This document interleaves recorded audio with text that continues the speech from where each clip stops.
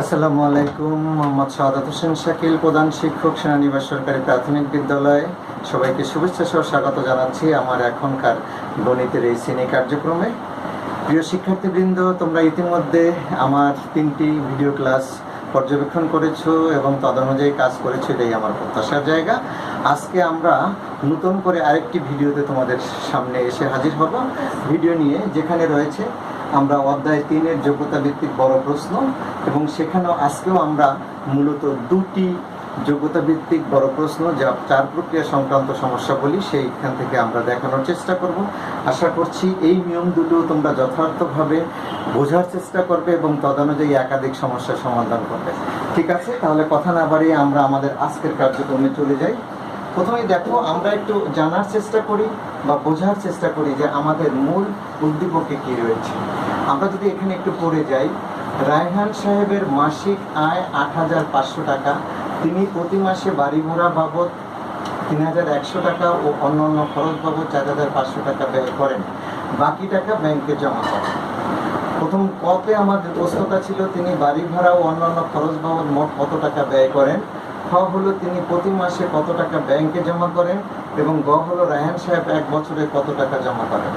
এই হলো আমাদের আজকের সমস্যা। আমরা এটা নিয়ে একটু কথা বলবো। তোমরা যখন এই ধরনের সমস্যা পাবে, তখন তোমাদের যে বিষয়টি মাথায় রাখতে হবে সেটা হলো এই, যে আমার উদ্দীপকে কি রয়েছে। উদ্দীপকে যেসব বিষয়গুলো সন্নিবেশিত আছে, সেই সব বিষয়ের আলোকে আমরা চেষ্টা করব একটির সাথে আরেকটি সমন্বয় করে বা তাদের মধ্যে সম্পর্ক স্থাপন করে কি করে আমি আমার উত্তরে বুঝবো, সেটা আমাকে আনতে হবে।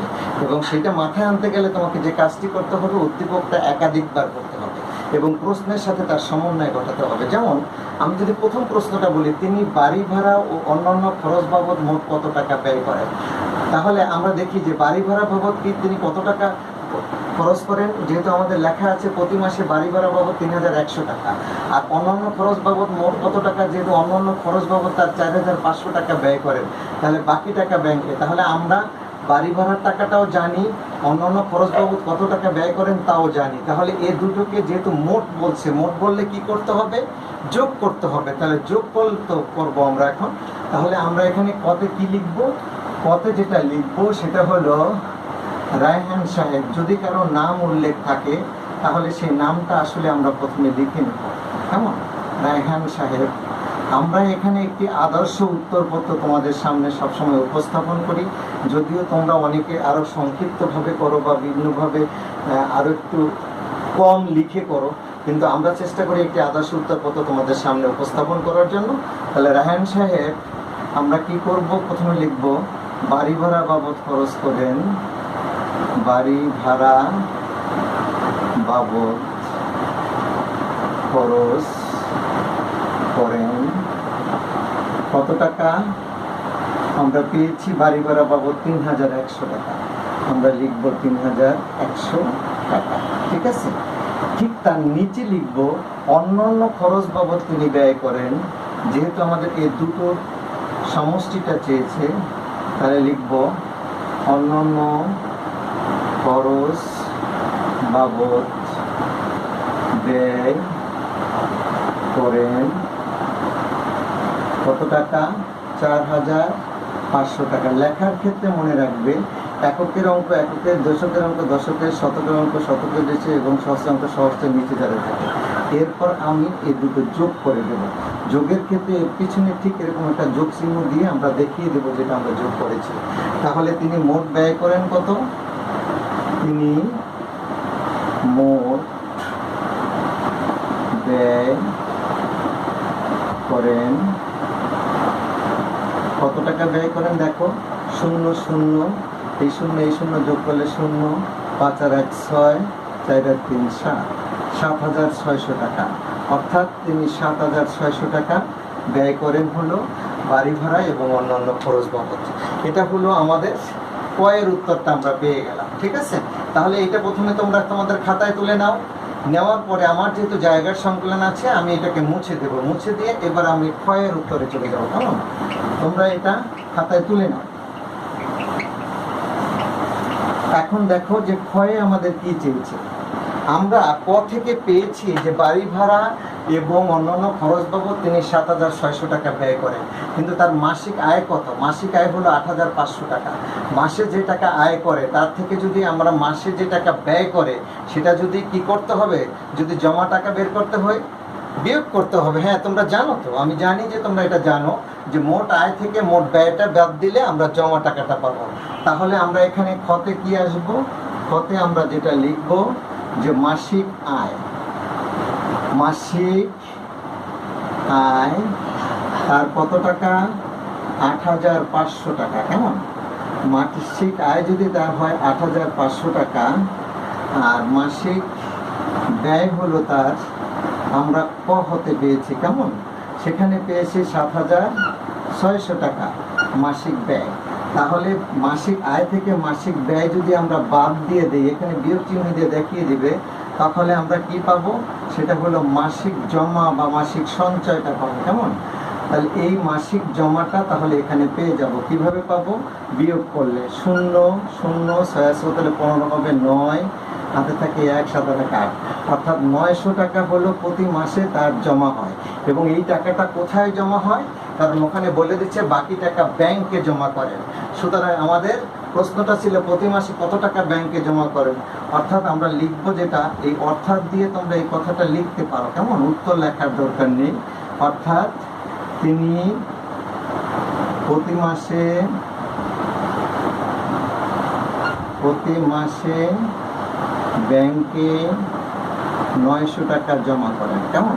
তুমি লিখবা প্রতি মাসে ব্যাংকে 900 টাকা জমা করেন। ঠিক আছে, এই গেল আমার তাহলে দ্বিতীয় উত্তরটা আমরা এখানে পেয়ে গেলাম। এখন আসো তৃতীয় উত্তরে আমাকে কি বলেছে। তৃতীয় উত্তরে বলছে রায়হান সাহেব 1 বছরে কত টাকা জমা করেন? 1 বছর। তাহলে আমরা এখানে জমাটা পেয়েছি কিসের ভিত্তিতে? মাসিক ভিত্তিতে না দৈনিক ভিত্তিতে? মাসিক ভিত্তিতে, কারণ আমাকে বলে দিচ্ছে প্রতি মাসে তিনি 900 টাকা জমা করেন। প্রতি মাসে বলতে আমরা তাহলে কি বুঝি? প্রতি মাসে বলতে আমরা যেটা বুঝি সেটা হলে 1 মাসে তার জমা। তাহলে 1 মাসে জমা যদি হয় তার 900 টাকা, তাহলে আমাদের 1 বছরে জমা কত? তাহলে বছরটাকে আমরা কি বানিয়ে নেব? বছরটাকে আমরা পরিণত করব মাসে। অর্থাৎ আমরা প্রথমে লিখে নেব যে 1 বছর সমান 12 মাস। কেমন? 1 বছর সমান যদি 12 মাস হয় তাহলেই আমরা পেয়ে যাব যে 1 মাসে জমা করেন, 1 মাসে জমা করেন কত টাকা? 1 মাসে জমা করেন 900 টাকা। কোথায় পেয়েছি আমরা? খ হতে পেয়েছি। কেমন? এই খ হতে পাই, এই কথাটা লিখলেও হবে না লিখলেও হবে, কোনো সমস্যা নেই। অতএব 12 মাসে, এই যে 1 বছরে 12 মাস জমা করেন, কিভাবে? 1 মাসে যেটা জমা হবে 12 মাসে কি বেশি হবে না কম হবে? নিশ্চয়ই বেশি হবে। বেশি হলে আমরা কি করি? গুণ করি। কেমন? তাহলে গুণ করলে কিভাবে করব আমরা? আমরা এর আগের আমাদের শ্রেণী কার্যক্রমে শিখিয়েছিলাম। কেমন? আমার এখানে এই যে গুণ্যর এখানে দুটো শূন্য আছে কিন্তু গুণকে নাই, তাহলে গুণ্য শূন্য দুটো প্রথমে আমরা নামিয়ে দিই, কারণ শূন্যের পরে আর কোনো সংখ্যা নেই। তাহলে গুণ্যতে থেকে গেল কত? 9, আর গুণকে থাকলে কত? 12। 9 বরং 108, এভাবেও করতে পারো, অথবা 9 দ্বিগুণে 18, 8, হাতে থাকে 1, 9 কে 9 এর 1 10, অর্থাৎ 10,800 টাকা। অর্থাৎ আমরা যেটা উত্তর পেয়ে গেলাম সেটা হলো 1 বছরে তার 10,800 টাকা ব্যাংকে জমা করে। ঠিক আছে, আমরা এখানে লিখব অর্থাৎ বছরে তিনি 10,800 টাকা ব্যাংকে জমা করেন। কেমন? এখানে আমরা এইভাবে লিখতে পারি, তাহলে আমাদের পরিপূর্ণ একটি উত্তর আমরা পেয়ে যাব। কেমন? তাহলে আমরা কি বুঝতে পেরেছি আমাদের এই সমস্যাটা? যদি এই সমস্যাটা বুঝতে পারি তাহলে আশা করছি যে তোমাদের এখানে আর কোনো সমস্যা হবে না। তাহলে আমরা কি এই সংখ্যাটা থেকে আমরা এবার বের হয়ে যাই, এই সমস্যাটা থেকে আমরা নতুন আরেকটি সমস্যা তোমাদের সামনে এসে এখন হাজির করবো। তাহলে এটা মুছে ফেলি। তোমরা এই যে সমস্যা, এর আগে আমি 2টি যোগ্যতা ভিত্তিক সমস্যা তোমাদেরকে দেখিয়েছিলাম, আজকে আরও 2টি সমস্যা তোমাদের সামনে উপস্থাপন করছি। এই সমস্যাগুলো এক এক নিয়মের। আমি মূলত তোমাদের মাথায় যেটা আনতে চাচ্ছি বা তোমাদের যেটা আত্মস্থ করাতে চাচ্ছি সেটা হলো নিয়মগুলা। তুমি যদি নিয়মগুলা যথাযথভাবে আত্মস্থ করতে পারো তাহলে তুমি কি পারবে, তদানুযায়ী একাধিক সমস্যার সমাধান কিন্তু এখানে তোমরা করতে পারবে। ঠিক আছে, তাহলে আমরা কি করতে পারি, তাহলে আমাদের আবার সমস্যার সমাধান আরেকটি করব। সেটা কিভাবে করব দেখো, আমরা এখন একটি উদ্দীপক লিখছি। সেটা হলো, মনে করো আমরা লিখছি 100টি ডিমের দাম 800 টাকা। কেমন, এটা ছিল আমার উদ্দীপক। তাহলে প্রথমে আসি কতে, 1 ডজন ডিমের দাম কত? 1 ডজন ডিমের দাম কত? দ্বিতীয় যেটা খ নম্বরে আমরা পাচ্ছি সেটা হলো এই, মনে করো আমরা লিখি যে 480 টাকায় কয়টি ডিম কেনা যাবে? কেমন, এবং গতে আমরা বুঝছি যে ধরো 45টি ডিম কিনতে কামালের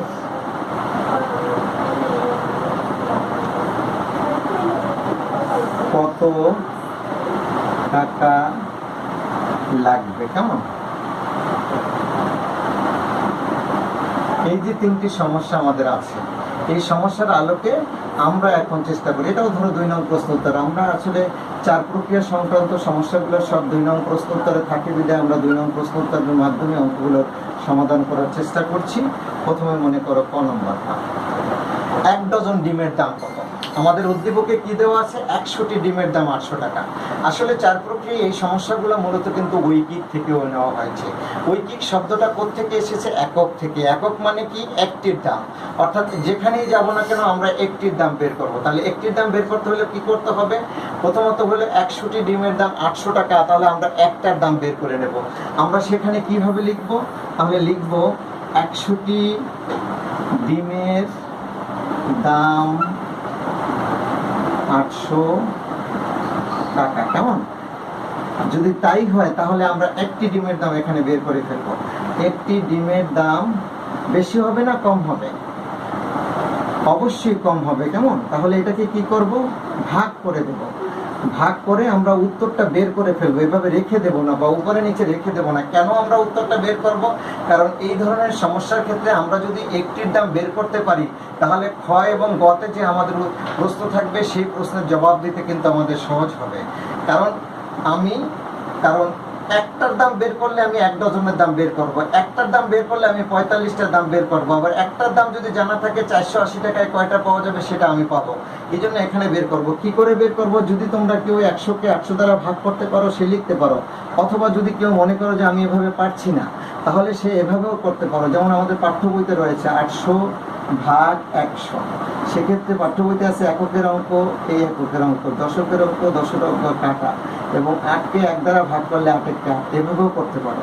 আবার উপরে নিচেও করা যাবে, ভাগ করেও করা যাবে, যেভাবেই করো তুমি, কোনো সমস্যা নেই। কেমন, তাহলে আমরা এখানে কত পেলাম, বা 8 টাকা পেলাম। এই 8 টাকা কিসের মূল্য, আমরা একটা ডিমের মূল্য পেলাম। কেমন, একটা ডিমের মূল্য যদি আমরা এখানে পেয়ে যাই তাহলে আমাদের যে কাজটি করতে হবে সেটা হলো এই 1 ডজন। 1 ডজনে কয়টি, 12টি। কেমন, তাহলে আমরা এখানে লিখবো, আলাদা করে লিখে নিতে পারো অথবা এখানে লিখলেও হবে। 1 ডজন বা 12টি ডিমের মূল্য 8 গুণন 12। কেমন, একটির মূল্য যা হবে 12টির মূল্য বেশি হবে না, বেশি হলে কি হবে, গুণ করতে হবে, 8 বারং 96 টাকা। কেমন, তাহলে আমরা 8টির মূল্য এখানে পেয়ে গেলাম। অর্থাৎ আমরা এখানে দুটি তথ্য আনলাম। একটা হলো আমার উত্তরে চেয়েছে 1 ডজন ডিমের দাম কত, সেটা পেলাম 96 টাকা। কিন্তু মনে রাখতে হবে এই ধরনের সমস্যার ক্ষেত্রে আমরা অবশ্যই একটির মূল্য বের করে রাখবো, কারণ এই একটির মূল্য যদি আমরা এখানে বের করতে পারি তাহলে যে কাজটি আমাদের হবে, আমরা ক্ষয় এবং গয়ের সমস্যাগুলোর সমাধান করতে সহজ হবে। কেমন? তাহলে আমরা এটা উঠিয়ে নিব খাতায়, ওঠার পরে আমরা এটা মুছে ফেলি। কেমন? এবার আসো আমরা একটু ক্ষয়ের দিকে তাকাই। ক্ষয় আমাদের কি রয়েছে, ক্ষয়ের দিকে যদি একটু তাকাই সেখানে আমরা দেখব একটু কিন্তু ঘুরিয়ে দিয়েছে কথাটা। কিভাবে ঘুরিয়ে দিয়েছে খেয়াল করো তোমরা। ওখানে বলেছে 480 টাকায় কয়টি ডিম কেনা যাবে। আগে ছিল আমার ডিমের মূল্য বের করতে বলছে, ডিমের সংখ্যাটা ছিল বাম পাশে আর মূল্যটা ছিল ডান পাশে। আর এখন 480 টাকা, টাকাটা দেওয়া আছে, মূল্যটা দেওয়া আছে, ডিমের সংখ্যাটা বের করতে বলছে। মনে রাখবে আমাকে যখন যেটা বের করতে বলবে যে অংশটা, সেটা যাবে আমার হাতের ডান দিকে, আর যেটা দেওয়া থাকবে তথ্য সেটা হবে বাম পাশে। অর্থাৎ 480 টাকা দেওয়া আছে, সেটা হবে আমার বাম পাশে, আর ডিমের সংখ্যা বের করতে বলছে, ডিম যাবে আমার ডান পাশে। কিন্তু এটা সূত্র আনতে হবে ওই ক থেকে। কতে আমরা কি পেয়েছিলাম, কতে যা পেয়েছি সেটার আঙ্গিকেই কিন্তু আমরা এখানে করব। কতে কি পেয়েছিলাম আমরা এখানে লিখতেও পারি, অথবা এগুলো না লিখলেও হবে, কোনো সমস্যা নাই। ক হতে পাই লিখলে একটি আদর্শ উত্তর পদ তৈরি হয়। সেটা কিভাবে? ক হতে পাই লিখবে, আমরা লিখব যে 8 টাকায়, মনে আছে যে আমরা একটি ডিমের দাম 8 টাকা পেয়েছিলাম কতে, সুতরাং আমরা এখানে লিখবো 8 টাকায় ডিম পাওয়া যায়। কয়টি ডিম পাওয়া যায়? একটি ডিম। কেমন? এটা আমরা কতে পেয়েছি, ওখানে কয়ে ছিল একটি ডিমের দাম 8 টাকা, সেটাকে আমরা আমাদের প্রশ্নের আঙ্গিকে এখানে সাজিয়ে লিখলাম 8 টাকার ডিম পাওয়া যায় একটি। কেন লিখলাম? কারণ আমার প্রশ্নে 480 টাকাটা দেওয়া আছে, ডিমের সংখ্যাটা বের করতে হবে, এই জন্য ডিমের সংখ্যাটা আমি আমার ডান পাশে নিয়ে গেলাম। সুতরাং তাহলে আমরা এখানে একটি, আমরা সরাসরি দুটি কাজ করতে পারি। একটা হলে 1 টাকায় ডিম পাওয়া যাবে কতটুকু, আর একটা হলো 480 টাকায় ডিম কেনা যাবে কতটুকু। আমরা যদি সরাসরি লিখি 480 টাকায় ডিম পাওয়া যাবে, 480-কে 8 দিয়ে ভাগ করি তাহলেও হবে। আবার কেউ কেউ 1 টাকায় ডিম পাওয়া যায়, ওই ডিমটা, ওই ডিমের 8 ভাগের 1 ভাগ। কিন্তু ডিমের 8 ভাগের 1 ভাগ করাটা কিন্তু একটি দুঃসাধ্য ব্যাপার। এই জন্য তুমি যদি এখানে সরাসরি লেখো যে ওই দিকে না গিয়ে, সুতরাং 480 টাকায় ডিম পাওয়া যায়, কি করব? এই যে 480 আমাদের রয়েছে সেটাকে ভাগ করব কত দ্বারা? 8 দ্বারা, এতটি। কেমন? তাহলে সেখানে আমরা কি করতে পারি? প্রথমে যদি মনে করো যে আমি এখানে পারছি না স্যার, তুমি এই পাশে রাব করবে। রাব করবে কিভাবে? 8-এর ডান পাশে এখানে 480 লিখবে, লিখে 4-এর ভিতরে যাবে না, তাহলে 8 পর্যন্ত 6-টা 48 থাকলো কত? 0। 6 0 8 0 0, ঠিক আছে? তাহলে কয় টাকা হলো? 60 টাকা হলো, ঠিক আছে? এই 60 টাকা, 60 টাকা না, সরি, এখানে হবে 60টি ডিমের মূল্য হবে 480 টাকায়, আমি 60টি ডিম পেয়ে যাবো। কেমন? তাহলে আমরা এখানে লিখবো 60টি। এইটা একটা নিয়ম। আবার এই কথাটাই কিন্তু অন্য আরেকভাবে লেখা হয়, সেটা হলো এরকম। তুমি লিখতে পারো যে 8 টাকায় ডিম পাওয়া যায় একটি, অতএব 1 টাকায় ডিম পাওয়া যায় ওই ডিমের 8 ভাগের 1 ভাগ। মানে 1 উপরে যাবে, নিচে 8, অতএব 480 টাকায় ডিম পাওয়া যায় 480 ভাগ 8 = 60। ঠিক আছে? এভাবেও তুমি তোমার উত্তরটা তৈরি করতে পারবে। তবে আমার ওখানে যেহেতু 1 টাকায় ডিমেরটার 8 ভাগের 1 ভাগ, যেটা একটা দুঃসাধ্য ব্যাপার, এই জন্য সরাসরি 480 টাকায় ডিম কয়টা পাওয়া যায় সেটা বের করাই এখানে শ্রেয়। কেমন? তাহলে তোমরা বুঝতে পেরেছ? গেল এটা। এর পরের অংশটায় আমরা চলে যাচ্ছি। এর পরের অংশ যেটা রয়েছে সেখানে যদি একটু মাথায় রাখো তোমরা বিষয়টা, সেটা হলো গ নাম্বার। এবং গ নম্বরে আমরা কি করতেছি, সেখানে আবার বলছে 45টি ডিম কিনতে কামালের কত টাকা লাগে। ঠিক আছে? তাহলে আমরা কিন্তু ক হতে পেয়েছি, কি কথাটা পেয়েছি মনে আছে? ক হতে পাই, ক হতে পাই কি পেয়েছি আমরা? সেখানে পেয়েছি একটি ডিমের মূল্য কত পেয়েছি? একটি ডিমের মূল্য পেয়েছি 8 টাকা। তাহলে কামাল কয়টি ডিম কিনেছিল? 45টি ডিম কিনেছিল। তাহলে 45টি ডিমের মূল্য বেশি হবে না কম হবে? 45টি ডিমের মূল্য অবশ্যই বেশি হবে। বেশি হলে 8-এর সাথে 45 কি হবে? গুণ হয়। 40-এর শূন্য হাতে থেকে 4, 4টা 32 আর 4 36, 360 টাকা। তাহলে কামালের কত টাকা লাগবে? 360 টাকা লাগবে। অর্থাৎ কামালের 360 টাকা লাগবে। কেমন? কামালের 360 টাকা লাগবে। ঠিক আছে, তাহলে আমরা কি এই সমস্যাগুলো বুঝতে পেরেছি? কতগুলো জিনিস তোমাকে এখানে মাথায় রাখতে হবে। আমি মূলত যে কাজটি করতে চেষ্টা করছি সেটা হলো এরকম, প্রতিটা অধ্যায় বেছে কিছু গুরুত্বপূর্ণ নিয়ম তোমাদের সামনে উপস্থাপন করছি। তোমরা যদি এই নিয়মগুলো আত্মস্থ করতে পারো, অথবা নিয়মগুলো যদি একটি ভালোভাবে বুঝে তদনুযায়ী 3টি বা 5টি সমস্যার সমাধান করতে পারো, তাহলে এই নিয়মগুলো তোমার মনের ভিতরে বা তোমার মাথায় একেবারে গেঁথে যাবে। আর যদি তাই হয় তাহলে হবে কি, এই নিয়মের যে কোনো সমস্যায় আসুক না কেন সেটা তুমি যথাযথভাবে উত্তর করতে পারবে। এটা হলো আমার দৃঢ়তা এবং বিশ্বাসের জায়গা।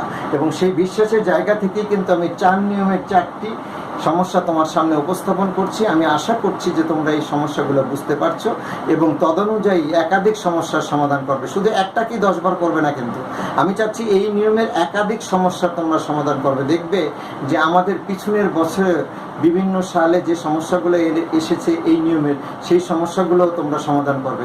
আমার পাঠ্য বইয়ের দেখবা 15 এবং 20 পৃষ্ঠায়, 15 পৃষ্ঠার উপরের দিকের 1 নম্বরের অঙ্কটা ছিল যেটা আমি 1 নম্বরে করিয়েছি। সেখানে আবার একই সাথে 20 নম্বরের একেবারে উপরে 8 নম্বর অঙ্কটাও কিন্তু প্রথমে ছিল। আর এই সমস্যাটাও কিন্তু আমার উদাহরণে রয়েছে এই রকমের, আর কি সরাসরি এই সমস্যা না, এরকমের সমস্যা।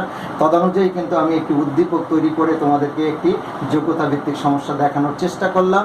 আমি আশা করি এবং বিশ্বাস করি এই 4টি সমস্যা, গত ক্লাসে 2টি, এই ক্লাসে 2টি, এই 4টি সমস্যা তোমরা বুঝতে পেরেছো এবং তদনুযায়ী একাধিক সমস্যার সমাধান করবে। এবং আমার বিশ্বাসের জায়গা হলো এই সমস্যাগুলো যদি তোমরা বুঝে থাকো এবং তদনুযায়ী যদি অন্তত 3টা-5টা সমস্যার সমাধান করবা, তাহলে এ ধরনের সমস্যা যদি তোমাদের সামনে পরীক্ষায় এসে যায় তাহলে তোমাদের তা উত্তর দিতে কোনো প্রকার সমস্যা হবে না এবং সেইভাবেই তোমরা এগুলো প্রস্তুতি নেবে। তো আজকে আমরা এখানেই আমাদের ক্লাসের সমাপ্তি ঘটাবো। এরপরে অংশে আমরা যেখানে যাব সেটা হলে আমরা গুণিতক অথবা গুণনীয়ক সেখানে যাব। অথবা দেখি আমরা কেউ আমাকে ইতিমধ্যে প্রশ্ন করেছে, মানে আমাকে টেলিফোনে বলেছে স্যার জ্যামিতি অংশটা আগে ধরেন। আমি এমনও হতে পারে জ্যামিতি অথবা গুণিতক অথবা গুণনীয়ক। আমরা জানি লসাগু ঘষাগু নিয়ে আমাদের একটি সমস্যা রয়েছে। আমি লসাগু ঘষাগুর ওই বিষয়টিকে প্রথমে তোমাদের সামনে ক্লিয়ার করব। গুণিতক কি, গুণনীয়ক কি করে আমরা লসাগু করব, কিভাবে ঘষাগু করব, তারপরে আমরা কিছু যোগ্যতা ভিত্তিক সমস্যায় যাব, নতুবা আমরা জ্যামিতির অংশে যাব। যেখানেই যাই না কেন আমরা ধারাবাহিকভাবে প্রতিটি পাঠ তোমরা দেখবে এবং তদনুযায়ী অনুসরণ করবে, এই প্রত্যাশা রাখছি তোমাদের কাছে। একই সাথে আবারও বলছি, তোমরা কিন্তু অবশ্যই কিছুক্ষণ পর পর তোমার হাত কমপক্ষে 20 সেকেন্ড সাবান দিয়ে ধুবে। তোমরা কিন্তু অবশ্যই বাইরে গেলে মাস্ক পরবে। তোমরা কিন্তু অবশ্যই স্বাস্থ্যবিধি মেনে চলবে। তোমরা কিন্তু খুব গুরুত্বপূর্ণ না হলে বাইরে না যাওয়ারই চেষ্টা করবে। বাসায় বসে নিয়মিত তোমাদের বিভিন্ন বিষয়গুলো অনুশীলন করবে। এই প্রত্যাশা রেখে তোমাদের কাছ থেকে আজকের মতো বিদায় নিচ্ছি। সবাইকে নিরন্তর শুভেচ্ছা।